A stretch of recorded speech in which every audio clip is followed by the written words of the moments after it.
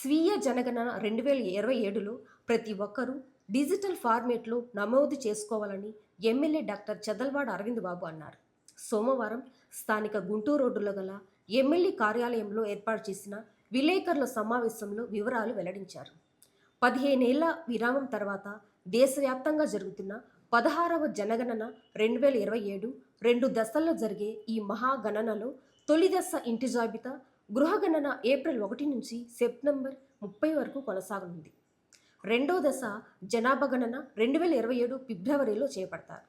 ఈసారి పూర్తిగా డిజిటల్ విధానంలో స్వీయ గణన అవకాశంతో జనగణన జరుగుతుందని తెలిపారు. ఈ జనగణనకు డీలిమిటేషన్ బిల్లు, మహిళా రిజర్వేషన్ బిల్లుకు సంబంధం ఉందని అన్నారు. ఈ 2 బిల్లులు పాస్ కావాలంటే జనగణన అనివార్యమని తెలిపారు. ఇవాళ భారతదేశం మొత్తం మీద కూడా మన ప్రియతమ నేత ప్రధానమంత్రి నరేంద్ర మోడీ గారి ఆధ్వర్యంలో, అదేవిధంగా ఆంధ్ర రాష్ట్రంలో మన ప్రియతమ నేత నారా చంద్రబాబు నాయుడు గారు ముఖ్యమంత్రిగా, పవన్ కళ్యాణ్ గారు డిప్యూటీ సీఎంగా వినూత్నమైన కార్యక్రమాన్ని చేపట్టడం జరిగింది. అదే జనగణన.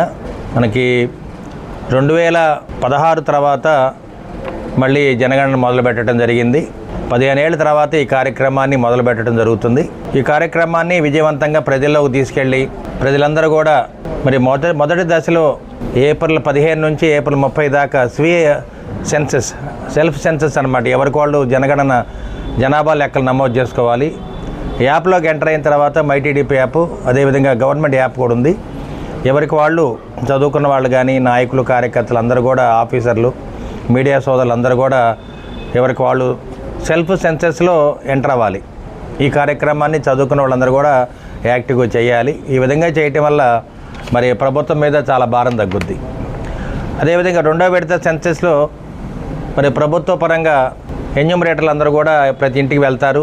జనగణన ప్రతి ఇంటికి మరి ఎంటర్ చేయడం జరుగుద్ది.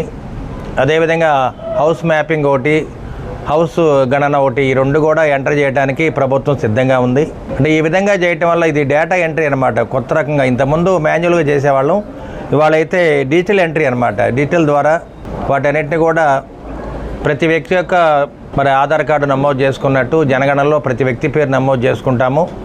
వారి ఇంటి పరిసరాలు, సొంత ఇల్లు ఉందా లేదా, టీవీలు, ఫ్రిడ్జ్లు, కార్లు ఉన్నాయి లేవా, ఇవన్నీ కూడా పరిగణలో తీసుకుని అందరూ కూడా స్వచ్ఛందంగా ఎవరికి వాళ్ళ సమాచారం ఇవ్వాలి.